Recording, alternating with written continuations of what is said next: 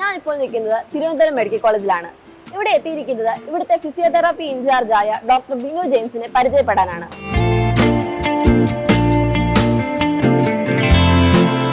ഏറ്റവും കൂടുതൽ നമ്മളിപ്പം നവജാത ശിശുക്കളിൽ നോക്കേണ്ട ഒരു കാര്യം ന്യൂമോണിയ വരാനുള്ള സാധ്യതകളുണ്ട്. ലങ്സിനകത്ത് കഫക്കെട്ട് വരാം, അങ്ങനെയുള്ള കേസസ്. ഇത്രയും കട്ടിയായിട്ടുള്ള കഫവും ഇതെല്ലാം നമ്മൾ ലങ്സിൽ നിന്ന് മെയിൻ ബ്രോങ്കസിലേക്ക് കൊണ്ടുവരുന്നുണ്ടെങ്കിൽ എന്തുകൊണ്ട് ഈ പല്ലിനെ കൊണ്ടുവരാനൊന്ന് ട്രൈ ചെയ്ത് കൂടാന്നുള്ളൊരു ഓരോ ദിവസവും പല എക്സ്പെരിമെൻറ്റ്സിലൂടെയും കടന്നുപോയി അതിൽ നിന്നും ഏറ്റവും ബെസ്റ്റ് ട്രീറ്റ്മെൻറ്റ് ഏതാണ് ഒരു അസുഖത്തിൽ നിന്ന് മനസ്സിലാക്കി ചെയ്യുന്ന ട്രീറ്റ്മെൻറ്റ്സ് ആണ്. ഇപ്പോൾ അത് ഇപ്പോൾ ഞാൻ പഠിച്ചുകൊണ്ടിരുന്ന കാലത്തെ ട്രീറ്റ്മെൻറ്റ് അല്ല ഇപ്പം ഫോളോ ചെയ്യും. ട്രിവാൻഡ്രത്ത് തന്നെ വൺ ഓഫ് ദി ബെസ്റ്റ് ഫിസിയോതെറാപ്പിസ്റ്റിൽ ഒരാളാണ് അദ്ദേഹം. ബാക്കി വിശേഷങ്ങൾ നമുക്ക് അദ്ദേഹത്തിനോട് തന്നെ നേരിട്ട് ചോദിച്ചറിയാം. നമസ്കാരം സർ. അപ്പോൾ എന്താണ് ഫിസിയോതെറാപ്പി എന്നും ഫിസിയോതെറാപ്പി ചെയ്താൽ ഉണ്ടാകുന്ന ഗുണങ്ങൾ എന്തൊക്കെയാണെന്നും ഒന്ന് വിവരിക്കാമോ? പ്രധാനമായിട്ട് ആദ്യം മനസ്സിലാക്കേണ്ട കാര്യം ഫിസിയോതെറാപ്പി എന്ന് പറയുന്നത് പാർശ്വഫലങ്ങളില്ലാത്ത, അതായത് അഡ്വേഴ്സ് റിയാക്ഷൻസ് എന്ന് പറയുന്നത് പാർശ്വഫലങ്ങളില്ലാത്ത ഒരു ചികിത്സാ രീതിയാണ് ഫിസിയോതെറാപ്പി എന്ന് പറയുന്നത്. ഫിസിയോതെറാപ്പി ശരിക്കും രണ്ട് രീതിയിലാണ് ചെയ്യുക. ഒന്ന് എക്സസൈസ് തെറാപ്പി എന്ന് പറയും, വ്യായാമ മുറകളിലൂടെയുള്ള. രണ്ട് ഇലക്ട്രോ തെറാപ്പി, കുറച്ച് കറണ്ട് കൊണ്ട് ഉപയോഗിക്കുന്ന ചില മെഷീൻസിൻ്റെ സഹായത്തോടെ ചെയ്യുന്ന ഒരു ചികിത്സാ രീതിയാണ് ഫിസിയോതെറാപ്പി എന്ന് പറയുന്നത്. ഓക്കെ, അപ്പം ഇപ്പൊ പറഞ്ഞ കുറെ ഉപകരണങ്ങളുടെ സഹായം ആവശ്യമുണ്ടെന്ന്. അപ്പം എന്തൊക്കെയാണ് ആ ഉപകരണങ്ങളെന്ന് പറയുമോ? ബേസിക് ഉപകരണങ്ങളെ കുറിച്ച് പറയാം. കാര്യം ഇപ്പം റോബോട്ടിക്സ് വരെ ഉണ്ട് ഫിസിയോതെറാപ്പിയിൽ. അപ്പം യൂഷ്വലി സാധാരണഗതിയിൽ ഉപയോഗിക്കുന്ന ചില ഉപകരണങ്ങളെക്കുറിച്ച് പറയാം. സാധാരണ നമ്മുടെ നടുവേദന, കഴുത്തുവേദന ഇങ്ങനെയുള്ള അസുഖങ്ങൾക്ക് ഉപയോഗിക്കുന്ന ഉപകരണങ്ങൾ. ഇത് ഇലക്ട്രോതെറാപ്പി വിഭാഗത്തിൽ വരുന്നതാണ്. അപ്പോൾ ഇതിലാദ്യമായിട്ടുള്ളത് IFT എന്ന് പറയും, അതായത് ഇൻ്റർഫെറൻഷ്യൽ തെറാപ്പി എന്നാണ് അതിന് പറയാം.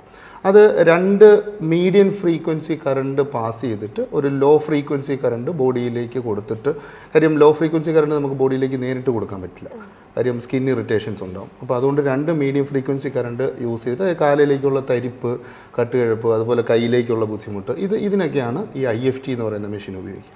രണ്ട് ടെൻസ് എന്ന് പറയുന്ന ഒരു മെഷീനാണ്. അത് ട്രാൻസ്ക്യൂട്ടേനിയസ് ഇലക്ട്രിക്കൽ നെർവ് സ്റ്റിമുലേഷൻ എന്നാണ് ആ മെഷീൻ്റെ പേര്. അതും ഈ പറയുന്നത് പോലെ മരവിപ്പ്, കട്ടുകഴപ്പ് ഇങ്ങനെയുള്ള അസുഖങ്ങൾക്ക് ഉപയോഗിക്കുന്നതാണ്. പിന്നീട് വരുന്നൊരു മെഷീനാണ് ഷോർട്ട് വേവ് ഡയതെർമി എന്ന് പറയും, SWD എന്ന് ഷോർട്ടായിട്ട് വിളിക്കും. ഷോർട്ട് വേവ് ഡയതെർമിയിൽ നിന്ന് നമ്മൾ രോഗി അറിയുന്നത് ചൂടാണെങ്കിലും ഇതൊരു ഇലക്ട്രോ മാഗ്നറ്റിക് റേഡിയേഷനിലൂടെയാണ് ഈ ചൂട് വരുന്നത്. അപ്പോൾ ഡീപ്പ് ടിഷ്യൂസിനെയൊക്കെ ഹീറ്റ് ചെയ്യുക എന്നുള്ളതാണ് ഉപയോഗിക്കുന്നത്. അതുപോലെ മറ്റൊരു വളരെ എഫക്റ്റീവായിട്ടുള്ളൊരു ട്രീറ്റ്മെൻറ്റാണ് അൾട്രാസൗണ്ട് തെറാപ്പി എന്ന് പറയും.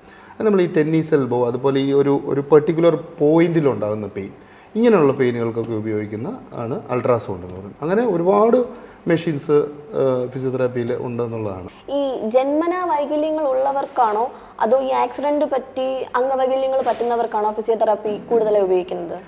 രണ്ടിലും ഉപയോഗിക്കാറുണ്ട്. കഞ്ചനൈറ്റൽ എന്ന് പറയും, ജന്മന ഉള്ള അസുഖങ്ങൾക്ക് കഞ്ചനൈറ്റൽ എന്ന് പറയും. മറ്റേത് അക്വയർഡ് ആയിട്ട്, അത് എന്തെങ്കിലും ആക്സിഡൻറ്റ് പറ്റുന്നതാവാം, അല്ലെങ്കിൽ വീഴ്ച പറ്റുന്നതാവാം.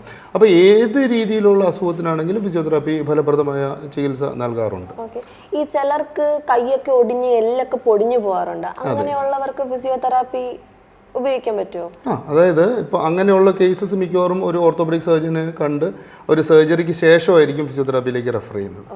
അപ്പോൾ ഇപ്പോൾ എല്ലുകൾ പൊടിഞ്ഞു പോവുകയാണെങ്കിൽ അവിടെ ഒരു എക്സ്റ്റേണൽ ആപ്ലിക്കേറ്റർ വെച്ചിട്ട് ആ എല്ലിൻ്റെ ലെങ്ത്ത് കൂട്ടാനായിട്ടുള്ള ഇലിസറോബ് എന്ന് പറയുന്നൊക്കെ സ്പ്ലിൻസ് ഉണ്ട്.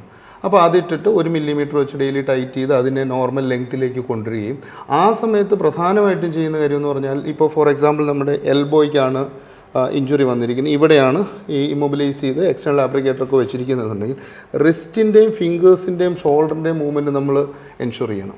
കാര്യം ആ മൂവ്മെൻറ്റ്സ് പിന്നീട് ഇപ്പോൾ ഒരു 3 മാസം കൈ അനക്കാതിരിക്കുകയാണെങ്കിൽ ഈ എൽബോ ഇവിടെ മാത്രം റെസ്ട്രിക്റ്റ് ചെയ്തിട്ടുള്ളെങ്കിൽ ഷോൾഡറിന് മൂവ്മെൻറ്റ് കൊടുത്തില്ല എന്നുണ്ടെങ്കിലോ റിസ്റ്റിനോ ഫിംഗേഴ്സിനോ മൂവ്മെൻറ്റ്സ് കൊടുത്തില്ല എന്നുണ്ടെങ്കിലോ അത് പിന്നീട് പ്രശ്നമാണ്.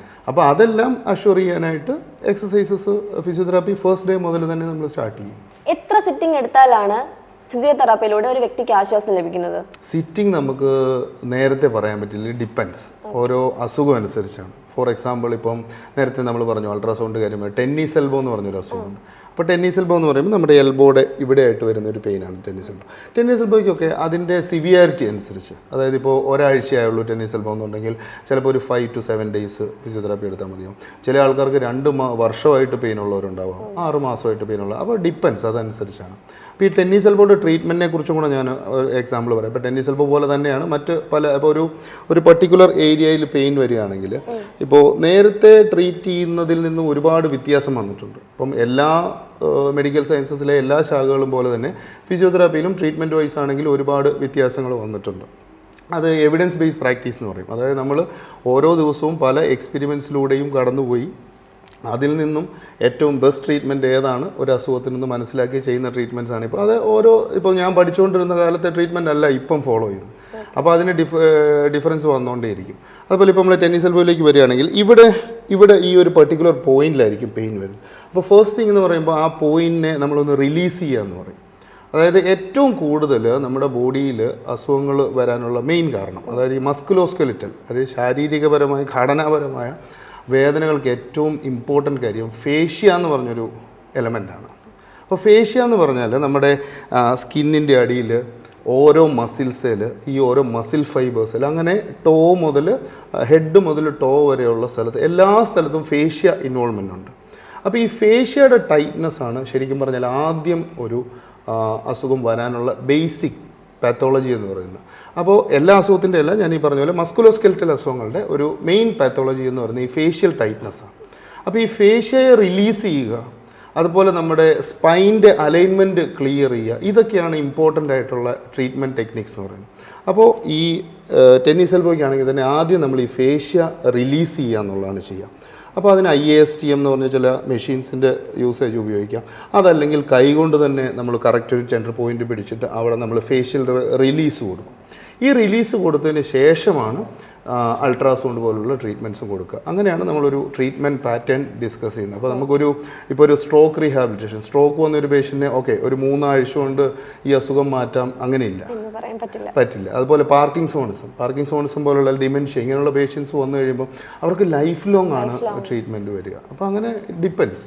അപ്പോൾ ഈ സാധാ എത്ര വയസ്സ് മുതലുള്ള ആൾക്കാർക്കാണ് ഫിസിയോതെറാപ്പി ചെയ്യാൻ സാധിക്കുന്നത്? അതായത് തീരെ പൊടിക്കുഞ്ഞുങ്ങൾക്ക് വരെ ഫിസിയോതെറാപ്പി ചെയ്യാൻ പറ്റും? അതായത് വളരെ ഏജ്ഡ് ആയിട്ടുള്ള ആൾക്കാര്, കുഞ്ഞുങ്ങള്, അവർക്കൊക്കെ ഫിസിയോതെറാപ്പി ചെയ്യാൻ സാധിക്കും? ജനിച്ച സമയം മുതൽ ഈ കുട്ടിക്ക് എന്തെങ്കിലും രീതിയിലുള്ള പ്രശ്നങ്ങളുണ്ടെങ്കിൽ, ഫോർ എക്സാമ്പിൾ ഏറ്റവും കൂടുതൽ നമ്മളിപ്പം നവജാത ശിശുക്കളിൽ നോക്കേണ്ട ഒരു കാര്യം ന്യൂമോണിയ വരാനുള്ള സാധ്യതകളുണ്ട്.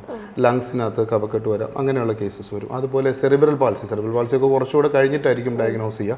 അപ്പോൾ ഈ ന്യൂമോണിയ വരുന്ന കേസസിനെയൊക്കെ നമ്മൾ ചെസ്റ്റ് ഫിസിയോതെറാപ്പി എന്ന് പറയും. അതായത് നമ്മുടെ നെഞ്ചിനകത്തെ കഫക്കെട്ട് റിമൂവ് ചെയ്യാനായിട്ടുള്ള പല പൊസിഷൻസ് ഉണ്ട്. അപ്പോൾ ആ ഓരോ പൊസിഷൻസിലേക്ക് ഈ രോഗിയെ കിടത്തിയിട്ട്, ഈ കുട്ടിയെ കിടത്തിയിട്ട് അങ്ങനെയുള്ള ട്രീറ്റ്മെൻറ്റ്സ് ഒക്കെ ഉപയോഗിക്കാറുണ്ട്. അപ്പം കുഞ്ഞുനാൾ മുതൽ, അതായത് ജനിക്കുന്ന ഒരു കുട്ടി മുതൽ വാർദ്ധക്യത്തിലെത്തുന്ന ആൾക്ക് വരെ ഫിസിയോതെറാപ്പി പ്രയോജനപ്രദമാണ് എന്നുള്ളതാണ്. എല്ലാവർക്കും വരുന്ന അസുഖമാണ് നടുവേദന. അതെ. ഇതിന് ചിലർ പറയുന്നതാണ്, യൂഷ്വലി നമ്മൾ പറയുന്ന ഒരു കാര്യമാണ് ഈ IT ഫീൽഡ്, അതായത് ഇരുന്ന് ജോലിയുള്ളവർക്ക്, ഓഫീസ് വർക്ക്, എപ്പോഴും ബൈക്ക് യൂസ് ചെയ്യുന്നവർക്ക്, ഡ്രൈവ് ചെയ്യുന്നവർക്കൊക്കെ വരുന്ന ഒരു അസുഖമാണ് നടുവേദനയെന്ന്. അതിനെക്കുറിച്ചൊന്ന് പറയൂ. ഓക്കെ. നടുവേദന ഈ നേരത്തെ പറഞ്ഞ പോലെ തന്നെ എല്ലാ പ്രായത്തിലും, ഏത് പ്രായത്തിൽ വേണമെങ്കിലും നടുവേദന വരാം. സ്കൂളിൽ പഠിക്കുന്ന ആൾക്കാർക്ക് വരാം, IT പ്രൊഫഷണൽസ് വരാം. IT പ്രൊഫഷണൽസ് നടുവേദനയോടൊപ്പം ഏറ്റവും കൂടുതൽ കണ്ടുവരുന്നതാണ് കഴുത്ത് വേദന, സെർവിക്കൽ സ്പോണ്ടിലോസിസ് അല്ലെ സ്ട്രെയിൻ എന്ന് പറയുന്നത്. അപ്പോൾ ഇത് മെയിൻ കാരണം എന്താണെന്ന് ചോദിച്ചാൽ, ഒരു പൊസിഷൻ ഏറ്റവും കൂടുതൽ ടൈം സ്പെൻഡ് ചെയ്യുന്നതുകൊണ്ടാണ്. അപ്പം ഇപ്പോൾ ഡ്രൈവേഴ്സ് ആണെങ്കിൽ ഇരുന്നുകൊണ്ട് വണ്ടി ഓടിക്കുന്നു, അത് അവേഴ്സ് ടുഗദർ വണ്ടി ഓടിച്ചുകൊണ്ടിരിക്കുന്നു. കമ്പ്യൂട്ടർ പ്രൊഫഷൻസ് ആണെങ്കിൽ ഒരു സിസ്റ്റത്തിൻ്റെ ഫ്രണ്ടിലിരിക്കുന്നു, ആ സിസ്റ്റം കറക്റ്റായിട്ട് നോക്കി അതേ പൊസിഷനിൽ തന്നെ ഇവരുടെ ഈ വർക്ക് പ്രഷറും കൂടെ ഉള്ളതുകൊണ്ട് ഇവർ ആ പൊസിഷനെ ചേഞ്ച് ചെയ്യുന്നില്ല. അപ്പം ഇതിനകത്തെല്ലാം ബേസിക് കാരണം, ഇപ്പോൾ ഒരുപാട് പേഷ്യൻസ് വരാറുണ്ട്, ഒരു 20-25 ആ ഏജിലുള്ള ആൾക്കാരെല്ലാം നടുവേദന, കഴുത്ത് വേദന എന്ന് പറഞ്ഞ് ഒരുപാട് കേസസ്, ഇപ്പോൾ നമ്പർ ഓഫ് കേസസ് ഒരുപാട് കൂടിയിട്ടുണ്ട്. അപ്പോൾ ഇവർ ഏറ്റവും കൂടുതൽ ശ്രദ്ധിക്കേണ്ട കാര്യം എർഗണോമിക് കറക്ഷൻ എന്ന് പറയും. അതായത് നമ്മുടെ സ്പൈൻ, ഇപ്പം ഇതാണ് നമ്മുടെ ഒരു സ്പൈൻ എന്ന് പറയുന്നത്. അപ്പോൾ ഈ സ്പൈനിന് ഒരു നോർമൽ കർവഞ്ചർ ഉണ്ട്, ഒരു നോർമൽ സാധാരണയായിട്ടൊരു വളവുണ്ട് സ്പൈൻ. അപ്പോൾ ഈ വളവിനെ മെയിൻറ്റെയിൻ ചെയ്യാവുന്ന രീതിയിൽ, അതായത് എൻ്റെ ശരീരഘടനയല്ല ഇദ്ദേഹത്തിൻ്റെ ശരീരഘടന. പക്ഷേ നമ്മൾ രണ്ടും IT പ്രൊഫഷണൽസ് ആണെങ്കിൽ നമുക്ക് ഒരു സ്ഥലത്ത് ചെല്ലുമ്പോൾ കിട്ടുന്ന ചെയറും ടേബിളും ഇതെല്ലാം ഒന്നായിരിക്കും. മനസ്സിലായില്ലേ? അപ്പോൾ അവിടെ നമുക്കായിട്ട് ചെയ്യാൻ പറ്റുന്ന കുറേ വർക്ക് സ്റ്റേഷൻ കറക്ഷൻസ് ഉണ്ട്. അത് ഇമ്പോർട്ടൻ്റ് ആയിട്ട് ചെയ്യുക എന്നുള്ളതാണ് ഇതിനെല്ലാം പ്രിവെൻറ്റ് ചെയ്യാനായിട്ടുള്ളൊരു കാരണം. ഒരിക്കൽ നടുവേദന അല്ലെങ്കിൽ കഴുത്തിന് വേദന വന്നു കഴിഞ്ഞാൽ നമ്മൾ അതിന് സിംറ്റമാറ്റിക് ട്രീറ്റ്മെൻറ്റ് കൊടുക്കുക. ആ സിംറ്റമാറ്റിക് ട്രീറ്റ്മെൻറ്റ് കൊടുത്ത് ഈ പെയിൻ ഒന്ന് മാറിയതിന് ശേഷം നമ്മൾ ഈ വർക്ക് സ്റ്റേഷൻ അറേഞ്ച്മെൻറ്റ് ചെയ്തില്ലെങ്കിൽ ജീവിതകാലത്തിൽ ഇവരുടെ നടുവേദനയും കഴുത്തുവേദനയും മാറുന്നില്ല എന്നുള്ളതാണ് ഏറ്റവും ഇമ്പോർട്ടൻ്റ് ഇപ്പം ഞാനൊരു IT പ്രൊഫഷണൽ ഒന്നുമല്ല, ഞാനൊരു ജേർണലിസ്റ്റ് ആണ്. അപ്പം ഷൂട്ട് നമുക്ക് ഈ മണിക്കൂറോളം ഷൂട്ടിനൊക്കെ പോയി ഇതുപോലെ ഇരിക്കുകയും ഒരേ സമയം നിൽക്കുകയൊക്കെ ചെയ്യേണ്ടി വരും. എനിക്കൊരു 7-8 മാസമായിട്ടുള്ളതാണ് ഈ നടുവേദന. അപ്പം കുറെ ഞാൻ ആയുർവേദം അലോപ്പതി ഒക്കെ നോക്കി ഒരു മാറ്റമില്ല. നമ്മൾ ചെയ്യുന്നത് വെച്ചാൽ പെയിൻ കില്ലർ എടുക്കുക, വേദന വരുമ്പോൾ അങ്ങനെയൊക്കെയാണ് ചെയ്യുന്നത്. അപ്പൊ അതെന്തുകൊണ്ടായിരിക്കും അങ്ങനെ ഇങ്ങനെ റെക്കറന്റ് ആയിട്ട് ഇങ്ങനെ നടുവേദന? ഒരു കാര്യം മനസ്സിലാക്കേണ്ടത്, ഞാൻ നേരത്തെ അലൈൻമെന്റിന്റെ കാര്യം പറഞ്ഞു. അതായത് നമ്മുടെ ബോഡിയിൽ സിമെട്രി എന്ന് പറയാം, നമ്മുടെ ബോഡി കട്ട് ചെയ്തെടുത്ത് 2 ഭാഗമാക്കി കഴിഞ്ഞാൽ ഈ 2 ഭാഗവും ഒരേ രീതിയിലായിരിക്കണം. അപ്പോൾ നമ്മുടെ സ്പൈനൽ അലൈൻമെന്റ് ഏറ്റവും നട്ടെല്ലെന്ന് പറയുന്ന ഒരു സാധനമാണ് നമ്മുടെ ബോഡിയെ ഏറ്റവും എറക്റ്റായിട്ടും ഏറ്റവും ബെസ്റ്റ് പോസ്റ്ററിൽ നിർത്തുന്ന ഒരു കാര്യം നട്ടെല്ലാണ്. അപ്പോൾ ഈ സ്പൈനൽ സ്ട്രെങ്ത് അല്ലെങ്കിൽ ഹെൽത്ത് ഓഫ് ദി സ്പൈൻ എന്ന് പറയും. അപ്പോൾ ഈ അലൈൻമെൻറ്റ് പ്രോപ്പർ അല്ലെങ്കിൽ അത് ചിലപ്പോൾ നമ്മൾ ഇരിക്കുന്ന പൊസിഷൻ ശരിയല്ലായിരിക്കാം, ഒരു വശത്തേക്ക് ചെരിഞ്ഞായിരിക്കും ഇരിക്കുക, അല്ലെങ്കിൽ എന്താ പറയുക മുമ്പോട്ട് കുനിഞ്ഞായിരിക്കും ഇരിക്കുക. അപ്പോൾ ഏത് പൊസിഷനാണോ നമ്മൾ അവലംബിക്കുക എന്നുള്ള ഒരു ഇമ്പോർട്ടൻറ്റ് ഫാക്ടറാണ്. അപ്പോൾ ഈ അലൈൻമെൻറ്റിനെ കറക്റ്റ് ചെയ്യുക, നമ്മൾ നമ്മളെ തന്നെ അസസ് ചെയ്യണം. എന്തുകൊണ്ട് നടുവേദന വരുന്നു? ഞാൻ കുറേ നേരം ഇരിക്കുമ്പോഴാണോ നടുവേദന വരുന്നത്, അതോ ഞാൻ നിൽക്കുമ്പോഴാണോ, അതോ നടക്കുമ്പോഴാണോ, അതോ രാത്രി ഞാൻ റെസ്റ്റ് എടുക്കുമ്പോൾ കിടക്കുമ്പോഴാണോ, അതോ രാവിലെ എണീക്കുമ്പോഴാണോ പെയിൻ, ഏത് സമയത്താണ് പെയിൻ വരുന്നതെന്ന് നോക്കുക, ഏത് ഭാഗത്താണ് പെയിൻ വരുന്നതെന്ന് നോക്കുക, അത് കാലിലേക്ക് റേഡിയേറ്റ് ചെയ്യുന്നുണ്ടോ. ഇങ്ങനെയൊക്കെ നോക്കുമ്പോൾ നമുക്ക് ഏകദേശം മനസ്സിലാക്കാൻ പറ്റും നമ്മുടെ പൊസിഷൻ ഏത് പൊസിഷനാണ് ഈ നടുവേദന ഉണ്ടാക്കുന്നതെന്ന്. എന്നിട്ട് ആ പൊസിഷനെ കറക്റ്റ് ചെയ്യുന്നതാണ് രണ്ടാമത്തെ ഭാഗം. ആദ്യത്തെ ഭാഗം എപ്പോഴും ഞാൻ ഈ പറഞ്ഞ പോലെ തന്നെ സിംറ്റമാറ്റിക് ട്രീറ്റ്മെൻറ്റ്. നടുവേദന വന്നു കഴിഞ്ഞാൽ നമ്മൾ അതിനെ ട്രീറ്റ് ചെയ്തേ മതിയാവും. ട്രീറ്റ് ചെയ്ത് നടുവിൻ്റെ ഈ അലൈൻമെൻറ്റ് ഫസ്റ്റ് ഒന്ന് കറക്റ്റ് ചെയ്യുക. ഫേഷ്യ ടൈറ്റ്നസ് ഉണ്ടെങ്കിൽ അതിനെ റിലീസ് ചെയ്ത് അതിനെ നോർമലാക്കുക. അതുപോലെ തന്നെ എന്തെങ്കിലും മസിൽ ടൈറ്റ്നസ് ഒക്കെ ഉണ്ടെങ്കിൽ അതിനെ ഒന്ന് സ്ട്രെങ്തൻ ചെയ്യുക, സ്ട്രെച്ച് ചെയ്യുക. 2 രീതിയിലാണ് നമ്മുടെ മസിൽ നമ്മുടെ ബോഡിയിൽ എന്ത് ജോലി ചെയ്യുന്നത് ആൾക്കാരായിക്കോട്ടെ, ഇപ്പോൾ ഓട്ടോ ഡ്രൈവേഴ്സ് ആവാം, IT പ്രൊഫഷണൽസ് ആവാം, ഹോം മേക്കേഴ്സ് ആവാം, എന്ത് ജോലി ചെയ്യുന്ന ആൾക്കാർക്കും അവരുടെ ജോലി കംഫർട്ടബിളായിട്ട് ചെയ്യാനായിട്ട് അവർ പ്രാപ്തരല്ലാതെ വരുമ്പോഴാണ് ഈ അസുഖങ്ങൾ വരുന്നത്, അല്ലെങ്കിൽ ഈ മസ്കുലോസ്കെലിറ്റൽ പ്രശ്നങ്ങൾ വരുന്നത്. അപ്പം അതിനെ അവർ പ്രാപ്തരാക്കുക എന്നുള്ളതാണ് മെയിനായിട്ടുള്ള കാര്യം. ഇപ്പം 25 വയസ്സുള്ള ഒരാൾ വന്നു, എനിക്ക് നടുവേദനയാണെന്ന് പറഞ്ഞു, ഓക്കെ നിങ്ങൾ ഇനി ജീവിതകാലം മുഴുവൻ കുനിഞ്ഞ് വെയിറ്റ് എടുക്കരുത് എന്ന് പറഞ്ഞാൽ അത് ആരെക്കൊണ്ടും പ്രാക്ടിക്കലി പോസിബിൾ അല്ല. അപ്പോൾ അവർക്ക് എങ്ങനെ കുനിഞ്ഞ് വെയിറ്റ് എടുക്കാൻ സാധിക്കും, അതിലേക്ക് അവരെ എങ്ങനെ പ്രാപ്തരാക്കാം എന്നുള്ളതാണ് മെയിനായിട്ട് ഒരു ഫിസിയോതെറാപ്പിസ്റ്റിൻ്റെ ദൗത്യം എന്ന് പറയുന്നത്. ഞാനിവിടെ വരുന്നതിന് മുന്നേ ജസ്റ്റ് സാറിനെ പറ്റി ഒന്ന് ഗൂഗിൾ ചെയ്ത് നോക്കിയിരുന്നു. അപ്പം പല്ല് ശ്വാസകോശത്തിൽ കുടുങ്ങി ഒരാൾ വന്നതും അതെടുത്തതിന് സാർ അത് പ്രബന്ധമായിട്ട് അവതരിപ്പിക്കുകയും ചെയ്തു. അതിനൊരു ദേശീയ പുരസ്കാരമൊക്കെ ലഭിച്ചിട്ടുണ്ടെന്ന് കേട്ടു. അതിനെപ്പറ്റി ഒന്ന് വിവരിക്കാമോ? ഇത് കുറച്ച് വർഷങ്ങൾക്ക് മുമ്പാണ്. ഒരു 60-65 വയസ്സാണെന്ന് എൻ്റെ ഓർമ്മ. രോഗി ഒരു ആക്സിഡൻ്റായിട്ട് മെഡിക്കൽ കോളേജ് കാഷ്വാലിറ്റി വരികയും ഈ ആക്സിഡൻ്റ് സമയത്ത് ഇദ്ദേഹത്തിൻ്റെ ഒരു പല്ല് പറഞ്ഞു ഇത് ആ ആക്സിഡൻ്റ് സമയത്തായി ഇത് വിഴുങ്ങിപ്പോവുകയും ചെയ്തു. പക്ഷേ അത് വിഴുങ്ങിപ്പോയത് ശ്വാസകോശത്തിലേക്കാണ്, അത് നമ്മുടെ ആമാശയത്തിലേക്കല്ല പോയത്. അപ്പോൾ അതിന് യൂഷ്വലി ഒരു സർജറി ചെയ്ത് തൊറക്കോട്ടമി എന്ന് പറയുന്ന ഒരു പ്രൊസീജിയറാണ്. ആദ്യം ഒരു എൻഡോസ്കോപ്പ് ചെയ്ത് നോക്കും. അപ്പോൾ ഈ പേഷ്യൻ്റ് എൻഡോസ്കോപ്പ് ചെയ്തപ്പോൾ ഈ പല്ല് വീണ്ടും ഉള്ളിലേക്ക് പോവുക ചെയ്തത്. അപ്പോൾ ഇത് ഓൾറെഡി ഒരു ന്യൂറോ സർജറി ചെയ്ത് തലച്ചോറിലൊരു വലിയ ഇഞ്ചുറി ഉണ്ടായിരുന്നു. അപ്പോൾ അതിനെ ന്യൂറോ സർജറി ചെയ്ത് പേഷ്യൻ്റ് ICUലാണ്. വീണ്ടും അടുത്തൊരു സർജറിക്ക് പേഷ്യൻ്റ് ആ പേഷ്യൻ്റ് അത്രയും ഹോൾഡ് ചെയ്യുമെന്ന് പറഞ്ഞുകൂടാ. ബട്ട് സ്റ്റിൽ ഈ ഒരു പല്ലിനെ എടുക്കാനായിട്ട് ഇവർ നെക്സ്റ്റ് ഡേ തൊറക്കോട്ടമി എന്ന് പറഞ്ഞൊരു പ്രൊസീജിയർ ചെയ്ത്, അതായത് നെഞ്ച് കീറി ലങ്സിൽ നിന്ന് ആ പല്ലിനെ എടുക്കാനായിട്ട് ഇരിക്കുന്ന ദിവസമാണ് അതിൻ്റെ തലേ ദിവസം. അപ്പോൾ ഞാൻ എല്ലാ ദിവസവും പേഷ്യൻറ്റിനെ കാണുന്നുണ്ട്. കാര്യം നെഞ്ചിനകത്ത് കഫക്കെട്ട് നന്നായിട്ടുണ്ടായിരുന്നു. അപ്പോൾ ഫിസിയോതെറാപ്പിസ്റ്റിൻ്റെ മറ്റൊരു വളരെ എസ്റ്റാബ്ലിഷ്ഡ് ആയിട്ടുള്ളൊരു മേഖലയാണ് ഈ ICU മാനേജ്മെൻറ്റ്. അത് പലർക്കും അറിഞ്ഞുകൂടാ ICUവിൽ ഫിസിയോതെറാപ്പിസ്റ്റിൻ്റെ റോൾ എന്ന് പറയുന്നത്. അപ്പോൾ നെഞ്ചിൽ എവിടെയാണ് കഫക്കെട്ടെന്ന് നമ്മൾ സ്റ്റെതസ്കോപ്പ് വെച്ച് നോക്കിയിട്ട് ആ കഫക്കെട്ടിനെ മെയിൻ ബ്രോങ്കസ് എന്ന് പറയുന്നത് സെൻറ്ററിലേക്ക് കൊണ്ടുവരാനായിട്ട് നമ്മൾ ഈ പേഷ്യൻറ്റിനെ പൊസിഷൻ ചെയ്ത് ചെസ്റ്റ് വൈബ്രേറ്റർ എന്ന് പറഞ്ഞൊരു മെഷീനുണ്ട്. ഈ മെഷീൻ വെച്ച് ഈ കഫക്കെട്ടിനെ നമ്മളിതിനെ ഡ്രെയിൻ ചെയ്ത്, നമ്മളിപ്പോൾ ഒരു ഡ്രെയിനേജ് പൈപ്പിൽ നിന്ന് ഡ്രെയിൻ ചെയ്യുന്ന പോലെ ഇതിനെ ഡ്രെയിൻ ചെയ്ത് സെൻറ്ററിൽ കൊണ്ടുവന്ന് സക്ഷൻ എന്ന് പറഞ്ഞൊരു പ്രൊസീജിയറിലൂടെയാണ് യൂഷ്വലി നമ്മൾ ഈ കഫം എടുക്കുന്നത്. അപ്പോൾ ഈ രോഗിയെ കണ്ടപ്പോൾ ഞാൻ വിചാരിച്ചു, ഇത്രയും കട്ടിയായിട്ടുള്ള കഫവും ഇതെല്ലാം നമ്മൾ ലങ്സിൽ നിന്ന് മെയിൻ ബ്രോങ്കസിലേക്ക് കൊണ്ടുവരുന്നുണ്ടെങ്കിൽ എന്തുകൊണ്ട് ഈ പല്ലിനെ കൊണ്ടുവരാനൊന്ന് ട്രൈ ചെയ്തുകൂടാന്നുള്ളൊരു തോട്ട് വന്നപ്പോൾ ഞാൻ അതിൻ്റെ ഒരു 3D ഇമേജ് പുള്ളിയുടെ എക്സ്റേ വെച്ചിട്ട്, ഈ പേഷ്യൻ്റെ എക്സ്റേസ് ഒക്കെ വെച്ചിട്ട് ഞാൻ കമ്പ്യൂട്ടറിൽ ഉണ്ടാക്കി അതനുസരിച്ച് ആ പേഷ്യൻ്റ് ഒരു പൊസിഷൻ റെഡിയാക്കി ആ പൊസിഷനിൽ ചെസ്റ്റ് വൈബ്രേറ്റർ വെച്ചു.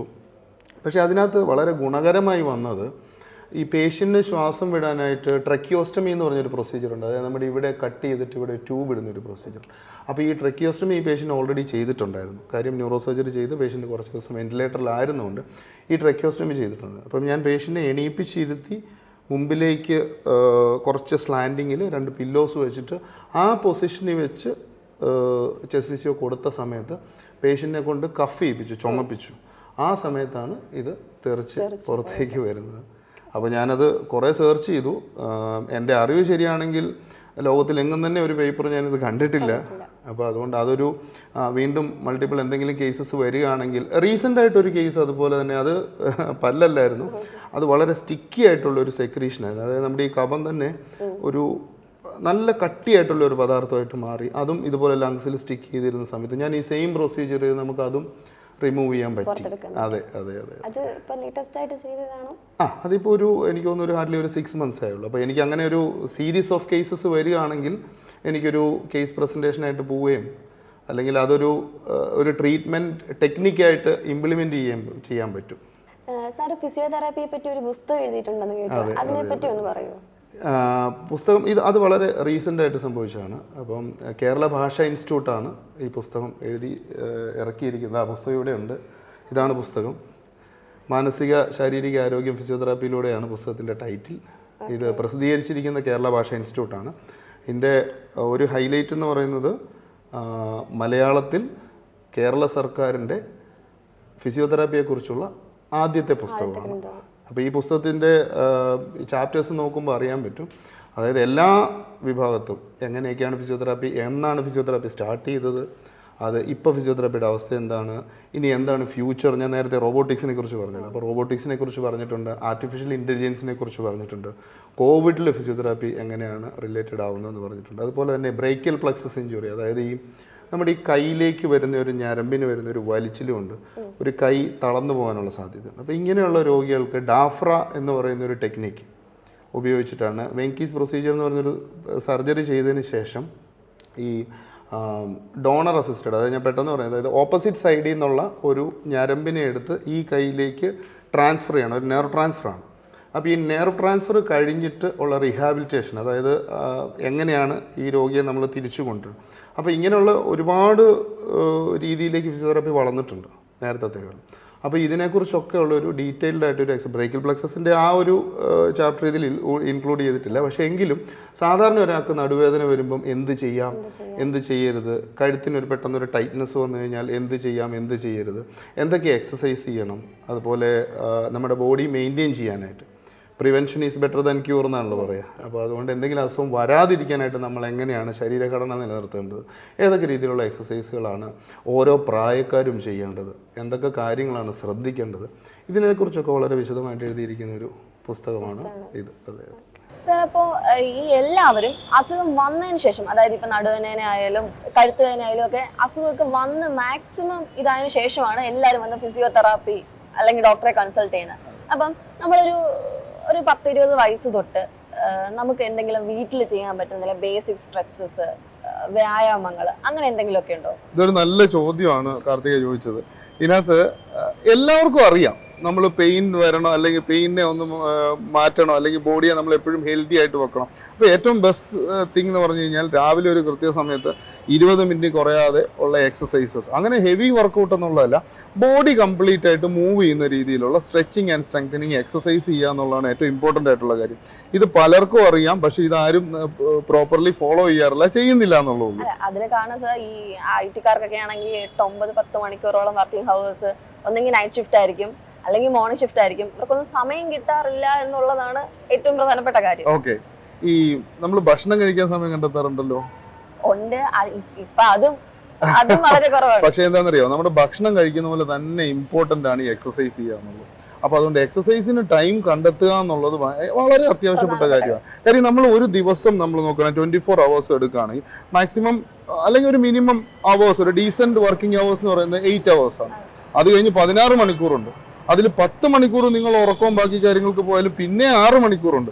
ഇതിൽ നിന്ന് 20 മിനിറ്റേ നമ്മൾ എക്സസൈസിന് ചോദിക്കുന്നുള്ളൂ. ഈ ലെഷർ അവേഴ്സ് ആയിട്ടുള്ള 6 അവേഴ്സിൽ ഒരു 20 മിനിറ്റ് മുതൽ അരമണിക്കൂർ വരെ അത് നമ്മളൊരു ഹാബിറ്റ് ആക്കുക. രാവിലെ അല്ലെങ്കിൽ വൈകുന്നേരം എക്സസൈസ് ചെയ്യുക എന്നുള്ളത് നിങ്ങളൊരു ഹാബിറ്റ് ആക്കിയാൽ മാത്രമേ നിങ്ങൾക്ക് ജനറൽ ബോഡി ഫിറ്റ്നസ്സിലേക്ക് മൂവ് ചെയ്യാൻ പറ്റുള്ളൂ. ഇതിൽ വണ്ണം വെച്ചിരിക്കുന്നു അല്ലെങ്കിൽ ലീൻ ആയിട്ടിരിക്കുന്നു ഇതൊന്നും ബാധകമല്ല ബേസിക്കലി. അതായത് ഫിറ്റ്നസ്സുമായിട്ട് ഈ ഒബേസിറ്റി ഇതൊന്നും റിലേറ്റഡ് അല്ല സത്യം പറഞ്ഞു കഴിഞ്ഞാൽ. കാര്യം ഇപ്പം വണ്ണമുള്ള ഒരാൾ ഒരു വയറുള്ള ഒരാളാണെങ്കിലും അയാൾക്ക് കുനിഞ്ഞ് കാലിൻ്റെ എന്താ പറയുന്നത് തള്ളവരലെ തൊടാൻ പറ്റുന്നുണ്ടെങ്കിൽ അയാളുടെ ബാക്ക് ഇതാണ് ഫ്ലെക്സിബിലിറ്റി ഉണ്ട് അയാൾക്ക്. മനസ്സിലായില്ലേ? അപ്പൊ കൈ ഓട്ടോമാറ്റിക്കലി ബാക്കിലേക്ക് നമുക്ക് ഇങ്ങനെ കൊണ്ടുപോകാൻ പറ്റുന്നുണ്ട്, അല്ലെ ബാക്കിലോട്ട് ഇങ്ങനെ കൊണ്ടുപോകാൻ പറ്റും. ഇപ്പൊ കാലിലാണെങ്കിലും മുട്ട് മടക്കുക നമുക്ക് ഇങ്ങനെ തൊടാൻ പറ്റുന്നുണ്ട്. അപ്പൊ അങ്ങനെ ചെയ്യാൻ പറ്റുന്നുണ്ടെങ്കിൽ ഓട്ടോമാറ്റിക്കലി നമ്മുടെ സ്പൈൻ ഫ്ലെക്സിബിൾ ആണ്, നമ്മുടെ ബോഡി ഫ്ലെക്സിബിൾ ആണ്. അപ്പൊ ആ ഒരു ഫ്ലെക്സിബിലിറ്റി മെയിൻറ്റെയിൻ ചെയ്യുക എന്നുള്ളതാണ് എപ്പോഴും ആവശ്യമുള്ള കാര്യം എന്ന് പറയുന്നത്. അപ്പൊ ഞാനിപ്പോൾ വർക്ക് ചെയ്യുന്നത് മെഡിക്കൽ കോളേജിലാണ്. ഇവിടെ അബ്സല്യൂട്ട്ലി ഫ്രീ ആണ് ട്രീറ്റ്മെന്റ്. അതുപോലെ GH-ലുണ്ട്, താലൂക്ക് ഹോസ്പിറ്റൽസിലുണ്ട്, ചെറിയ ചെറിയ പ്രൈമറി ഹെൽത്ത് സെന്റേഴ്സിൽ വരെ ഇപ്പോൾ ഫിസിയോതെറാപ്പി ട്രീറ്റ്മെന്റ് അവൈലബിൾ ആണ്. അവിടെ എല്ലാം മിനിമം വളരെ നോമിനൽ ആയിട്ടുള്ള പൈസ. ഇപ്പം BPL കാർഡൊക്കെ ഉള്ളവർക്കാണെങ്കിൽ അബ്സല്യൂട്ട്ലി ഫ്രീ ആണ്. ഇപ്പം പ്രൈവറ്റ് സെക്ടറിലാണെങ്കിലും ഞാൻ നേരത്തെ പറഞ്ഞ പോലെ തന്നെ ചികിത്സ നമ്മൾ എത്ര നേരം ഈ ഫിസിയോതെറാപ്പി ട്രീറ്റ്മെന്റ് പോകുന്നു എന്നനുസരിച്ചായിരിക്കണം പേയ്മെന്റിന്റെ ഒരു ഇതും വരുന്നത്. പക്ഷെ അങ്ങനെ ഒരു ഹെവിലി പാക്കേജ് ഉള്ള ഒരു ട്രീറ്റ്മെന്റ് ആയിട്ട് എനിക്ക് തോന്നുന്നില്ല ഫിസിയോതെറാപ്പി. എല്ലാ സ്ഥലത്തും അത്യാവശ്യം അഫോർഡബിൾ ആയിട്ട് ഒരു 300 റുപ്പീസ് അല്ലെങ്കിൽ ഒരു 500 റുപ്പീസ്, ഒരു 1000 രൂപയിൽ താഴെ എല്ലാ സെഷനും ഉള്ളൂ എന്നുള്ളതാണ് എൻ്റെ ഒരു വിശ്വാസം. ഓക്കെ, അല്ല ഈ ഫിസിയോതെറാപ്പി എന്ന് പറയും നമ്മൾ നേരത്തെ പറഞ്ഞു 1, 2, 3 സിറ്റിംഗ് തീരുന്നതല്ല. ചിലപ്പോ ഒരു 2 മാസം, 3 മാസം, 4 മാസം, 6 മാസം, 1 വർഷം വരെ അല്ലെങ്കിൽ ലൈഫ് ലോങ് നീളുന്ന ഒരു പ്രോസസ് ആണ്. അപ്പം അതാണ് ഞാൻ ചോദിച്ചത്, ഈ മണിക്കൂർ ബേസ് വെച്ചിട്ടാണോ ഈ പ്രൈവറ്റ് സെക്ടറിൽ ഇത് ഈടാക്കുന്നത് അതോ ഒരു പാക്കേജ് ആയിട്ട്? അങ്ങനല്ല. ഇത് ഹോം വിസിറ്റ് എന്ന് പറയും. അതായത് ഈ ചില പേഷ്യൻസിന് ഹോസ്പിറ്റലിൽ വരാൻ പറ്റാത്ത ആൾക്കാരെ നമ്മൾ വീട്ടിൽ പോയി ചികിത്സിക്കുന്ന ഫിസിയോതെറാപ്പിസ്റ്റുകളാണ്. അപ്പോൾ അവർക്കൊക്കെ എന്ന് വെച്ചാൽ ഒരു സെഷനാണ് അവർ ചാർജ് ചെയ്യുന്നത്. അപ്പോൾ ഒരു 45 മിനിറ്റ് മുതൽ 1 അവർ വരെയുള്ള ട്രീറ്റ്മെന്റ് ആയിരിക്കും. യൂഷ്വലി ഞാൻ പറഞ്ഞില്ല ഒരു 500 to 1000 ആണ് അവരുടെയൊക്കെ ഒരു ഫീസ് സ്ട്രക്ചറായിട്ട് ഞാൻ മനസ്സിലാക്കുന്നത്. അപ്പോൾ അതാണ് നോർമലി ഉള്ളൊരു ഫീസ് സ്ട്രക്ചർ എന്ന് പറയുന്നത്. പിന്നെ ഈ ലൈഫ് ലോങ് ഫിസിയോതെറാപ്പി ചെയ്യണം എന്ന് ഉദ്ദേശിക്കുന്നത് ഒരു ഫിസിയോതെറാപ്പിസ്റ്റിനെ കൊണ്ട് തന്നെ ചെയ്യിപ്പിക്കണം എന്ന് മാത്രമല്ല. ഇപ്പോൾ പാർക്കിൻസോൺസ് ഉള്ള ഒരാൾ അയാൾക്ക് എന്തൊക്കെയാണ് എക്സസൈസ് റൈറ്റ് നൗ ഇപ്പം എന്തൊക്കെയാണ് ചെയ്യാൻ പറ്റുന്നതെന്നുള്ള ഒരു ഫിസിയോതെറാപ്പിസ്റ്റ് വന്ന് പഠിപ്പിക്കുക. അതിനുശേഷം ഒരു 2-3 മാസം അതേ എക്സസൈസ് തന്നെ കണ്ടിന്യൂ ചെയ്യുക. അതിനുശേഷം ഒരു റിവ്യൂ വെച്ചാൽ മതി. മനസ്സിലായില്ലേ? അപ്പം വീട്ടിൽ തന്നെ നമുക്ക് ആർക്കെങ്കിലും ആ രോഗിയെ പരിചരിക്കാം, അല്ലെങ്കിൽ രോഗിക്ക് സ്വന്തമായിട്ട് ഈ എക്സസൈസ് ചെയ്യാം. അതിനുശേഷം ഒരു മാസത്തിൽ 1 വെച്ചോ അല്ലെങ്കിൽ ഒരു 2 ആഴ്ച കൂടുമ്പോൾ ഒരു കൺസൾട്ടേഷൻ വെച്ച് ഒരു റിവ്യൂ വെച്ച് എന്തൊക്കെ എക്സസൈസിൽ മോഡിഫിക്കേഷൻസ് വരുത്തണമെന്ന് കണ്ട് വീട്ടിൽ തന്നെ എക്സസൈസ് ചെയ്യാൻ പറ്റും. അങ്ങനെയും ചെയ്യാൻ പറ്റും. അപ്പം ഇനി ഞാൻ ഫിസിയോതെറാപ്പിയെ പറ്റിയല്ല ചോദിക്കാൻ വന്നത്, നമ്മുടെ ശരീര ആരോഗ്യവും വെള്ളവും തമ്മിലുള്ള ഒരു ബന്ധത്തെ പറ്റി ഒന്ന് പറയൂ. നമ്മുടെ ശരീരത്തിന്റെ പ്രധാന ഭാഗം എന്ന് പറയുന്നത് ഏറ്റവും കൂടുതൽ പെർസെൻറ്റേജ് എടുക്കുകയാണെങ്കിൽ ഓൾമോസ്റ്റ് ഒരു 70% വാട്ടർ കണ്ടന്റ് ആണ്. അപ്പം ഈ പ്രത്യേകിച്ച് വേനൽക്കാലത്തൊക്കെ നമ്മൾ എപ്പോഴും സോഷ്യൽ മീഡിയയിൽ എപ്പോഴും കാണുന്നുണ്ട് നമ്മൾ വെള്ളം കുടിക്കണം എന്നുള്ളത്. ഇപ്പം സിപ്സ് ഓഫ് ഫ്ലൂയിഡ് കുടിക്കുക എന്നുള്ളതാണ് ഏറ്റവും നല്ലത്. അല്ലെ ഗൾപ്പ് ചെയ്ത് ഒരു ലിറ്റർ വെള്ളമായോ ഞാൻ വെള്ളം കുടിക്കാൻ മറന്നുപോയി അതുകൊണ്ട് ഞാൻ വെള്ളം കുടിക്കാന്ന് പറഞ്ഞ് 1 ലിറ്റർ വെള്ളം ഒരുമിച്ച് കുടിക്കാതെ ഫ്രീക്വന്റ് ആയിട്ട് സിപ്സ് ഓഫ് ഫ്ലൂയിഡ് എടുക്കുന്നതാണ് നല്ലത്.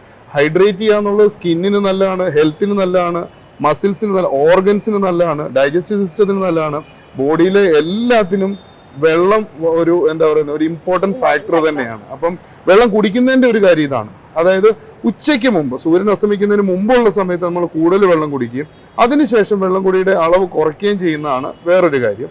2, വെള്ളം കുടിക്കുന്ന എപ്പോഴും ഈ കുറേശ്ശെ കുടിച്ചോട്ടെ സിപ്സ് ഓഫ് ഫ്ലൂയിഡ് എടുക്കുന്നതാണ് എപ്പോഴും നല്ലത്. അപ്പൊ വെള്ളം വളരെ ഇമ്പോർട്ടന്റ് തന്നെയാണ് ശരീരത്തിന്. ഇപ്പൊ ഈ കൊച്ചു കുട്ടികള് ഭയങ്കരമായിട്ട് ഗെയിമിങ് അഡിക്റ്റ് ആണ്. അതായത് പബ്ജി അങ്ങനെയൊക്കെയുള്ള ഗെയിം ഒക്കെ ഭയങ്കരമായിട്ട് അഡിക്റ്റ് ആണ്. അപ്പൊ അവരിങ്ങനെ കസേരയിലൊക്കെ ഇങ്ങനെ കൂടിയിരിക്കുകയും അതുപോലെ തന്നെ ഈ മുതിർന്നവര് കട്ടിലയിൽ ഇങ്ങനെ കിടന്നിട്ട് കുറെ നേരം മൊബൈൽ യൂസ് ചെയ്യുകയൊക്കെ ചെയ്യാറുണ്ട്. അപ്പം കുട്ടികളിലാണെങ്കിൽ നടുവേദനയും മുതിർന്നവരിൽ കൂടുതലും കഴുത്ത് വേദന ഒക്കെ വരാൻ വളരെ ചാൻസ് കൂടുതലാണ്. അപ്പം അതിനെ പറ്റി ഒന്ന് പറയൂ. ഇതില് ടെക്സ്റ്റ് സിൻഡ്രോം എന്ന് പറഞ്ഞ പുതിയൊരു സിൻഡ്രോം തന്നെയുണ്ട്. അതായത് നമ്മൾ ഈ ടെക്സ്റ്റ് ചെയ്യുന്നത് മൊബൈലിൽ ടൈപ്പ് ചെയ്ത് ടെക്സ്റ്റ് ചെയ്യുന്നതിന് കഴുത്ത് ശരിക്കും പറയാം നമ്മുടെ തലയ്ക്ക് ഏകദേശം ഒരു 4 മുതൽ 5 കിലോ ഭാരമാണെങ്കിൽ നമ്മുടെ കഴുത്തിന്റെ മുമ്പോട്ടുള്ള കുഞ്ഞി നമ്മൾ മുമ്പോട്ട് ഫ്ലെക്സ് ചെയ്യുന്നതനുസരിച്ച് ഈ വെയിറ്റ് സ്പൈനിലേക്കുള്ള വെയിറ്റിന് വ്യത്യാസം വരും. ഏകദേശം 25 മുതൽ 30 കിലോ വരെ ഭാരം വരും. നമ്മൾ അത് കംപ്ലീറ്റ് ആയിട്ട് കഴുത്ത് ഈ ഒരു മൂവ്മെന്റിലാണ് നമ്മൾ യൂസ് ചെയ്യുന്നതെന്നുണ്ടെങ്കിൽ നമ്മുടെ സ്പൈനിലേക്ക് വരുന്ന പ്രഷർ 30 കിലോസ് ആണ്. അതായത് 6 to 7 ടൈംസ് കൂടുതലാണ് നമ്മൾ ഇപ്പോ മീൻസ് നോർമൽ കഴുത്ത് നേരെ വെച്ചിട്ട് യൂസ് ചെയ്യുന്ന ഒരാള് നേരെ വെച്ചിട്ട് യൂസ് ചെയ്യുമ്പോഴും അല്ലാത്തപ്പോഴും വരുന്നത്. അപ്പൊ ഗെയിമിംഗ് കൺസോളിലാണെങ്കിൽ തന്നെ നമുക്ക് പ്രത്യേകിച്ച് എർഗണോമിക്സ് ഒന്നുമില്ല. നമ്മൾ എപ്പോഴും ഈ ഒരു മൂവ്മെന്റ്, അതായത് കുനിഞ്ഞിരിക്കുന്നു അല്ലെങ്കിൽ ഇങ്ങനെ ഇരിക്കുന്നു, അതുപോലെ തന്നെ കിടക്കുന്ന ആൾക്കാർ. അപ്പൊ ഞാൻ നേരത്തെ പറഞ്ഞൊരു കാര്യമുണ്ടല്ലോ എർഗണോമിക്സ് എന്ന് പറഞ്ഞത്, എർഗണോമിക്കലി കറക്റ്റ് ആകുക എന്നുള്ളത് ഭയങ്കര ഇമ്പോർട്ടന്റ് ആയിട്ടുള്ള ഒരു കാര്യം. അത് ഗെയിം കളിക്കുമ്പോഴാണെങ്കിലും ഫോൺ വിളിക്കുമ്പോഴാണെങ്കിലും എന്താ പറയുന്നത് ഫോണിൽ സിനിമ കാണുകയാണെങ്കിലും കിടക്കുന്നത് ഉറങ്ങാൻ മാത്രമായിരിക്കണം. കിടക്കുന്ന ഒരു കാരണവശാലും നമ്മൾ ഫോൺ ഉപയോഗിക്കണമെന്നും ആയിരിക്കരുത്. ഫോൺ ഉപയോഗിക്കുന്നതിന്റെ ഒരു രീതി കൂടെ ഞാൻ പറഞ്ഞുതരാം. ഫോർ എക്സാമ്പിൾ, നമ്മുടെ മുമ്പിൽ ഒരു മേശ ഉണ്ടെങ്കിൽ ആ മേശയിൽ നമ്മുടെ കൈകൾ ഇവിടെ മുതൽ ഇവിടെ വരെ സപ്പോർട്ട് ചെയ്യുന്ന രീതിയിൽ കൈ വെച്ചിട്ട് ഫോൺ ഇവിടെ, ഫോർ എക്സാമ്പിൾ ഫോൺ ഉണ്ടെങ്കിൽ ഫോൺ ഈ ലെവലിൽ വെച്ചിട്ട് കണ്ണാണ് താഴോട്ട് വരേണ്ടത്, കഴുത്ത് സ്ട്രെയിറ്റ് ആയിട്ട് വെച്ചിട്ട് ഇതാണ് നമ്മുടെ മൂവ്മെന്റ് വരുന്നത്. ഇപ്പൊ ഒരു സിനിമ കാണുന്നുണ്ടെങ്കിൽ നിങ്ങൾക്ക് ഒരു സ്റ്റാൻഡ് വെക്കാം, ആ സ്റ്റാൻഡിൽ ഫോൺ വെച്ചിട്ട് സിനിമ കാണാം. അപ്പൊ നിങ്ങളുടെ കൈ ഫ്രീ ആയിരിക്കും. കണ്ണിനാണെങ്കിൽ കണ്ണ് മാത്രമേ താഴോട്ട് വരാൻ പാടുള്ളൂ, കഴുത്ത് നേരെ തന്നെ വേണം ഇരിക്കും. അപ്പൊ ഇതാ ഞാൻ നേരത്തെ പറയുന്നത്, നമ്മൾ തന്നെ അറേഞ്ച് ചെയ്യേണ്ട കുറെ പോസ്റ്റേഴ്സ് ഉണ്ട്. ഇതിനൊന്നും നമ്മളൊരു ട്രീറ്റ്മെന്റ് പോകേണ്ട കാര്യമില്ല. ബേസിക് ആയിട്ട് നമ്മൾ തന്നെ മാറ്റാനുള്ള ഒരു കാര്യമുള്ളൂ. ഒരു കാര്യം കൂടെ വളരെ ഇമ്പോർട്ടന്റ് ആയിട്ട് പറയാം, നമ്മൾ ഏത് ജോലി ചെയ്താലും 20:1 എന്നൊരു റേഷ്യോ നമ്മൾ ഓർത്തിരിക്കണം. അതായത് നമ്മൾ ചെയ്യുന്ന ജോലി ഇരുന്നുകൊണ്ടായിക്കോട്ടെ നിന്നുകൊണ്ടായിക്കോട്ടെ എങ്ങനെയാണെങ്കിലും 20 മിനിറ്റ് കണ്ടിന്യൂസ്ലി ചെയ്തു കഴിഞ്ഞാൽ 1 മിനിറ്റ് ബ്രേക്ക് എടുക്കുക എന്നുള്ളതാണ്. അത് എണീറ്റ് അവിടുന്ന് പോണോന്നല്ല, ആ പൊസിഷനിൽ നിന്ന് മാറുക എന്നുള്ളത്. രാത്രി നമ്മൾ ഉറങ്ങുമ്പോൾ ശ്രദ്ധിച്ചിട്ടുണ്ടോ, നമ്മൾ ആർക്കും അറിഞ്ഞുകൂടാ, നമ്മൾ ഓട്ടോമാറ്റിക്കലി പൊസിഷൻ ചേഞ്ച് ആവുന്നുണ്ട്. അതുകൊണ്ടാണ് നമുക്ക് പ്രഷർ സോറും ബെഡ് സോറും ഒന്നും വരാത്തത് എന്ന് പറയും. അത് നമ്മുടെ ബയോളജിക്കൽ സിസ്റ്റത്തിന്റെ തന്നെ ഒരു കാര്യം. അത് പക്ഷെ നമ്മൾ കോൺഷ്യസ് ആയിരിക്കുമ്പോൾ നമ്മൾ കോൺഷ്യസ് ആയിട്ട് ചെയ്തെങ്കിൽ മാത്രമേ വരുള്ളൂ. മനസ്സിലായില്ലേ? അപ്പം 20 മിനിറ്റ് 20:1 എന്ത് ജോലി ചെയ്യുന്ന ആളാണെങ്കിലും ഇപ്പൊ ബസ് ഓടിക്കുന്ന ഒരു ഡ്രൈവറാണ് 20 മിനിറ്റ് കൊണ്ട് എന്ത് ചെയ്യാൻ പറ്റും എന്ന് പറഞ്ഞാൽ അദ്ദേഹത്തിന് ആ ഇരിക്കുന്ന പൊസിഷനിൽ നിന്ന് നീങ്ങിയിരിക്കാം, ഒന്ന് മാറാം, അല്ലെങ്കിൽ അവിടെ ഇരുന്ന് തന്നെ ഒന്ന് സ്ട്രെച്ച് ചെയ്യാൻ പറ്റും. അപ്പൊ അങ്ങനെ ഒരു സ്വയം കറക്റ്റ് ചെയ്യുക, നമ്മുടെ വർക്ക് പ്ലേസിലായാലും വീട്ടിലാണെങ്കിലും സ്വയം കറക്റ്റ് ചെയ്യുക. 20:1 മറക്കാതിരിക്കുക എന്നുള്ളത് ഓർക്കുക. സാർ ഇപ്പോ കരിയർ, അതായത് ഫിസിയോതെറാപ്പി കരിയർ സ്റ്റാർട്ട് ചെയ്തിട്ട് എത്ര വർഷമായി കാണും? ഞാൻ 2000-ലാണ് സ്റ്റാർട്ട് ചെയ്യുന്നത്. ഏകദേശം 23-24 വർഷമായി. അതെ. ഇത്ര ഈ ഒരു വർഷത്തിനിടയ്ക്ക് എന്തെങ്കിലും മറക്കാൻ പറ്റാത്ത ഇൻസിഡൻസ് ഉണ്ടായി കാണും, അതിനെ പറ്റി ഒന്ന് പറയോ? ഒരുപാട് ഇൻസിഡൻസ് ഉണ്ട് പറയാനാണെങ്കിൽ. പെട്ടെന്ന് ഞാൻ ഓർക്കുന്ന ഒരു ഇൻസിഡന്റ് പറയാം. ഒരു 27 വയസ്സുള്ള ഒരാള്, അയാൾ വളരെ ഹെൽത്തിയാണ്, ബാങ്കിലെ എംപ്ലോയി ആണ്, സ്ഥലവും പേരും ഒന്നും ഞാൻ പറയുന്നില്ല, ഒരു ബാങ്ക് എംപ്ലോയി ആണ്, വെജിറ്റേറിയൻ ആണ്, എല്ലാ ദിവസവും യോഗ ചെയ്യുന്ന ആളാണ്, ഐഡിയൽ ബോഡി വെയിറ്റ് ആണ്. ആ പുള്ളി അന്ന് ഞാൻ കാർഡിയോളജിയിൽ വർക്ക് ചെയ്യുന്ന സമയത്താണ്. അപ്പോ അദ്ദേഹം ഹോസ്പിറ്റലിൽ അഡ്മിറ്റഡ് ആയത് ട്രിപ്പിൾ വെസൽ ഡിസീസ്, അതായത് ഹൃദയത്തിന്റെ രക്തക്കൊള്ളികൾ 3 രക്തക്കൊള്ളികൾക്ക് ബ്ലോക്ക് വന്നിട്ട് ഓപ്പൺ ഹാർട്ട് സർജറിക്ക് വേണ്ടി അഡ്മിറ്റ് ചെയ്തിരുന്നതാണ്. 27 വയസ്സേ ഉള്ളെന്ന് ഓർക്കണം. ഐഡിയൽ ബോഡി വെയിറ്റ് ആണ്, കൊളസ്ട്രോൾ ഇല്ല, പ്രഷർ ഇല്ല, ഷുഗർ ഇല്ല, ഒരു അസുഖങ്ങളും ഇല്ല, യോഗ ചെയ്യുന്ന ആളാണ്. പുള്ളി ഭയങ്കര ഡിപ്രസ്ഡ് ആയിരുന്നു. പുള്ളിയുടെ ഓപ്പൺ ഹാർട്ട് സർജറി ചെയ്തു. അത് കഴിഞ്ഞിട്ട് കാർഡിയാക് റീഹാബിലിറ്റേഷൻ എന്ന് പറയും, ആ റീഹാബിലിറ്റേഷൻ സമയത്ത് ഞാൻ അദ്ദേഹത്തെ പോയി കാണുന്നു. പ്രീ ഓപ്പ് ഞാൻ കണ്ടു, അതായത് ശ്വാസകോശത്തിന്റെ കുറച്ച് എക്സസൈസസ് ചെയ്യിപ്പിക്കാൻ വേണ്ടി സർജറിക്ക് മുമ്പ് കണ്ടു. സർജറിക്ക് ശേഷം ഇയാൾ ഭയങ്കരമായിട്ട് ഡിപ്രസ്ഡ് ആയിരുന്നു. അപ്പോ പുള്ളി എന്നോട് പറഞ്ഞൊരു കാര്യം, ഹോസ്പിറ്റലിൽ നിന്ന് ഇറങ്ങിയാൽ ഞാൻ അന്ന് സൂയിസൈഡ് ചെയ്യും എന്നാണ് പുള്ളി പറഞ്ഞത്. അപ്പൊ ഞാൻ അദ്ദേഹത്തോടൊപ്പം ഇരുന്നു, സംസാരിച്ചു, അദ്ദേഹത്തിനെ കുറെ മോട്ടിവേറ്റ് ചെയ്യിപ്പിച്ചു, അദ്ദേഹത്തിന്റെ കുറെ കാര്യങ്ങള്. അപ്പം മാരീഡ് ആണ്, ഒരു കുഞ്ഞു കുട്ടിയുണ്ട്. അപ്പൊ പുള്ളി പറയുന്നത് ഇത്രയും കാലം ഞാൻ ഈ ചെയ്തതെല്ലാം വെറുതെ ആയില്ലേ, ഞാൻ എക്സസൈസ് ചെയ്യുന്നുണ്ടായിരുന്നു, ഞാൻ വെജിറ്റേറിയൻ ആണ്, ഞാൻ കൃത്യമായിട്ട് ബാക്കി എല്ലാ പ്ലാനിങ് ഷെഡ്യൂൾ കറക്റ്റ് ആണ്, ഉറക്കം കറക്റ്റ് ആണ്. അപ്പം there are things beyond our thoughts and beyond our deeds. നമ്മൾ ചിന്തിക്കുന്നതിലും നമ്മൾ പ്രവർത്തിക്കുന്നതിലും അപ്പുറത്തെ കുറെ കാര്യങ്ങളാണ്. അപ്പം ഞാൻ പറയുന്ന അന്ന് ഞാൻ ഇദ്ദേഹത്തെ മോട്ടിവേറ്റ് ചെയ്തു. അത് കഴിഞ്ഞ് ഞങ്ങൾ പലപ്പോഴും കോഫി ഷോപ്പിൽ വെച്ച് കാണുകയും ഞങ്ങൾ ഒരുമിച്ച് കോഫി കുടിക്കുകയും ചെയ്യുന്നുണ്ട്. അപ്പോൾ അതിൽ നിന്ന് മാറി, ആ ഒരു ഡിപ്രഷനിൽ നിന്ന് മാറി എന്നുള്ളത്. അപ്പം നമ്മൾ ആസ് എ ഫിസിയോതെറാപ്പിസ്റ്റ് അല്ലെങ്കിൽ നമ്മൾ ആരായാലും നമ്മൾ ഒരു ആസ് എ ഹോൾ വേണം നമ്മൾ ട്രീറ്റ് ചെയ്യാൻ. അപ്പൊ അവിടെ നമ്മൾ സൈക്കോളജിക്കൽ ഫാക്ടേഴ്സ് നോക്കണം, ഫിസിയോളജിക്കൽ ഫാക്ടേഴ്സ് നോക്കണം. അപ്പൊ അത് എനിക്കൊരു ഭയങ്കര എന്താ പറയുക, എനിക്ക് ഒരുപാട് സന്തോഷം തന്നു. അപ്പൊ അതിനുശേഷം അദ്ദേഹമായിട്ട് കുറെ നാള്, അന്നൊക്കെ കത്തിടപാടുകളായിരുന്നു, കുറെ നാൾ അദ്ദേഹം എനിക്ക് കത്ത് എഴുതുമായിരുന്നു. ഇപ്പൊ കോണ്ടാക്ട് ഒന്നുമില്ല, പക്ഷെ എങ്കിലും അത് അദ്ദേഹത്തിന്റെ ലൈഫ് ഡോക്ടേഴ്സ് കാർഡിയോളജിസ്റ്റ് സേവ് ചെയ്തതോടൊപ്പം അദ്ദേഹത്തിന്റെ ഇമോഷണൽ ലൈഫ് എനിക്ക് സേവ് ചെയ്യാൻ പറ്റിയല്ലോ എന്നുള്ള ഒരു സന്തോഷം. ഞാൻ പെട്ടെന്ന് ചോദിച്ചപ്പം പെട്ടെന്ന് ഒരു ഓർമ്മയിൽ വന്ന ഒരു ഇൻസിഡന്റ് ആണ്. അതെ. ഇപ്പൊ നല്ല മഴയാണ് പുറത്ത്. ചില മഴക്കാലത്തും ഈ തണുപ്പടിക്കുന്ന കുറെ സാഹചര്യങ്ങളിൽ ഇരിക്കുമ്പോൾ നടുവേദന കൂടാറുണ്ട്. അതെന്തുകൊണ്ടാണ്? ഒന്ന്, ഈ മഴക്കാലത്ത് അല്ലെങ്കിൽ തണുപ്പുള്ള സമയത്ത് അന്തരീക്ഷം നല്ല തണുത്തിരിക്കുകയായിരിക്കും. നമ്മുടെ ശരീരം പൊതുവെ കുറച്ച് ചൂടുള്ളതായിരിക്കും. അപ്പോൾ നമ്മുടെ തൊലിയുടെ ഭാഗത്തേക്കൊക്കെ ബ്ലഡ് സപ്ലൈ നല്ലപോലെ കൂടുതലായിട്ട് വരും ഉള്ളിൽ. കാര്യം ഈ ടെമ്പറേച്ചറുമായിട്ടൊന്ന് കോപ്പപ്പ് ചെയ്യാനായിട്ട് ബ്ലഡ് സപ്ലൈ കൂടുതൽ വരും. അപ്പോൾ ഈ തണുപ്പുമായിട്ട് കോപ്പപ്പ് ചെയ്യാനായിട്ട് മസിൽ ഷ്രിങ്ക് ചെയ്യും. മസിൽസ് ഒക്കെ ഒരു എന്താ പറയുക, ഒരു ഉറങ്ങിയ അവസ്ഥയിലായിരിക്കും. കൂടുതൽ സമയം അവൻ ശരീരം മൊത്തത്തിലാണ്, നമുക്കാണെങ്കിലും റെസ്റ്റ് എടുക്കാനല്ലേ തോന്നുക കൂടുതൽ സമയം. അപ്പോൾ മസിൽസ് അത്ര ആക്റ്റീവ് ആയിരിക്കില്ല. അപ്പോൾ ഈ മസിൽസ് ഷ്രിങ്ക് ചെയ്യുന്ന സമയത്ത് ഈ പെയിൻ കൂടുതലോ, അതായത് ഈ നേരത്തെ ഞാൻ പറഞ്ഞ പോലെ ഈ നടുവേദനയുടെ ഒരു കാരണം എന്ന് പറയുന്നത് ഈ ഫൈബ്രോമയൽജിയ എന്ന് പറഞ്ഞ അസുഖമാണ്. അതായത് നമ്മുടെ ഈ ഫേഷ്യയുടെ ടൈറ്റ്നസ്. അപ്പോൾ ഈ ഫേഷ്യയുടെ ടൈറ്റ്നസ്, ഫേഷ്യ എന്ന് പറയുന്നത് ശരിക്കും ഒരു ഈ ലാമിനേറ്റഡ് പേപ്പർ പോലെയാണ്. അപ്പോൾ എവിടെയെങ്കിലും ഒരു ഭാഗത്ത് ഈ ലാമിനേറ്റഡ് പേപ്പറിന് ഫോൾഡ് വരികയാണെങ്കിൽ ആ സർട്ടിഫിക്കറ്റ് മുഴുവനും ആ ഒരു വലിച്ചിൽ ഫീൽ ചെയ്യില്ലേ എന്ന് പറഞ്ഞാൽ ഇതിന്റെ ബേസിക് പാത്തോളജി കിടക്കുന്നത് എവിടെയെങ്കിലും ഒരു സെൻറ്ററിലോ ഒരു സൈഡിലോ ആയിരിക്കും. പക്ഷെ പെയിൻ നമ്മൾ അറിയുന്നത് ചിലപ്പോൾ ഈ മൂലയിലായിരിക്കും. മനസ്സിലായില്ലേ? ആ ഒരു ഇതിൽ വെച്ചു. അപ്പൊ അങ്ങനെ ഈ തണുപ്പുള്ള സമയത്ത് എന്ത് വെച്ചാൽ ഈ മസിൽ ഷ്രിങ്ക് ആവുമല്ലോ, അപ്പൊ ഈ ടൈറ്റ്നസ് കൂടും, അപ്പൊ ഈ പെയിൻ കൂടുതലായിട്ട് അറിയും. ഇതാണ് സിമ്പിൾ ആയിട്ട് എക്സ്പ്ലെയിൻ ചെയ്യാൻ പറ്റുന്നത്. ഈ പ്രസവാനന്തരം ചില സ്ത്രീകളില് നടുവേദന വരാറുണ്ട്. അതങ്ങനെ ലൈഫ് ലോങ് ഇങ്ങനെ നിന്ന് പോവുകയും ചെയ്യും. അതെന്തുകൊണ്ടാണ്? 2-3 കാരണങ്ങളുണ്ട്. ഒന്ന്, പ്രസവം എന്ന് പറയുന്നത് അതിനു മുമ്പ് ഗർഭധാരണം എന്ന് പറയുന്ന ഒരു 9 മാസത്തെ ഒരു വലിയ പ്രോസസ്സിന് ശേഷമാണ് പ്രസവം എന്ന് പറയുന്നത്. അപ്പൊ നോർമൽ ആയിട്ടുള്ള ഒരാള് ഈ ഗർഭധാരണം നടന്നു കഴിയുമ്പോൾ ഈ നമ്മുടെ നടുവിന്റെ പേശികൾക്ക്, പാരാസ്പൈനൽ മസിൽസ് പറയും, ഈ മസിലുകൾക്ക് ഇതൊരു വെയിറ്റ് ആണ്. നമ്മൾ വെയിറ്റ് എടുക്കുന്ന പോലെ തന്നെയാണ് ഗർഭധാരണം. അപ്പോൾ ഈ കുഞ്ഞിന്റെ വെയിറ്റ് താങ്ങാനുള്ള കേപ്പബിലിറ്റി ചിലപ്പോൾ ആ നടുവിന്റെ മസിൽസിന് ഉണ്ടാവണമെന്നില്ല. അപ്പൊ അങ്ങനെ വരുമ്പം ഇതിന്റെ പ്രഷർ പിന്നെ വരുന്നത് എവിടെയാണ്? സ്പൈനിലോട്ടാണ്. അപ്പൊ ഈ സ്പൈനിന്റെ പ്രഷർ കൂടും.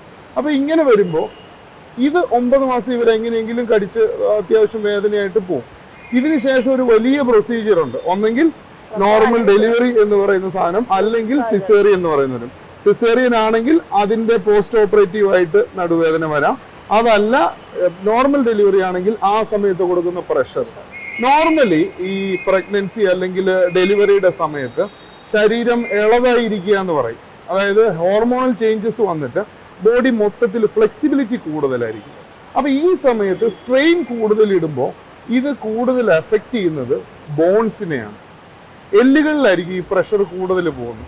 മസിൽസ് ഏറ്റെടുക്കാറുണ്ട്, എങ്കിലും കൂടുതൽ ഫ്ലെക്സിബിൾ ആയതുകൊണ്ട് എല്ലുകളിലേക്കായിരിക്കും. ഇങ്ങനെ വരുന്ന സമയത്ത് ഈ ചെറിയ ചെറിയ മസിൽ ടയർ അല്ലെങ്കിൽ മസിൽ ഇഞ്ചുറീസ് വരാം. അതാണ് കൂടുതലായിട്ട് വരുന്നത്. ചില ആൾക്കാരിൽ ഇത് കഴിഞ്ഞിട്ട് IVDP എന്ന് പറയുന്നത്, അതായത് ഡിസ്ക് പ്രൊലാപ്സ് എന്ന് പറയുന്നത്, ഡിസ്ക് പുറത്തേക്ക് ചാടുന്ന ഒരു അസുഖം. അപ്പൊ അങ്ങനെയൊക്കെ കാണുന്നതുകൊണ്ടാണ് ലൈഫ് ലോങ് അതൊക്കെ ഈസിയർ ആയിട്ട് മാറ്റിയെടുക്കാവുന്ന കാര്യങ്ങളാണ്. ആദ്യമേ തന്നെ ട്രീറ്റ് ചെയ്യുകയാണെങ്കിൽ സുഖമായിട്ട് മാറ്റിയെടുക്കാവുന്ന കാര്യങ്ങളേ ഉള്ളൂ. അതൊക്കെ സാർ ഇപ്പം കുറെ ഇൻഫർമേഷൻസ് നമുക്ക് ഫിസിയോതെറാപ്പിയെ പറ്റി കുറെ ഇൻഫർമേഷൻസ് നമുക്ക് പറഞ്ഞു തന്നു. ഇത് എനിക്ക് മാത്രമല്ല, നമ്മുടെ ട്രിവാൻഡ്രം ന്യൂസിന്റെ വ്യൂവേഴ്സിനും ഫലപ്രദമാണ്. താങ്കളുടെ വിലപ്പെട്ട സമയം നമുക്ക് വേണ്ടി ചെലവഴിച്ചതിന് താങ്ക് യു സോ മച്ച്.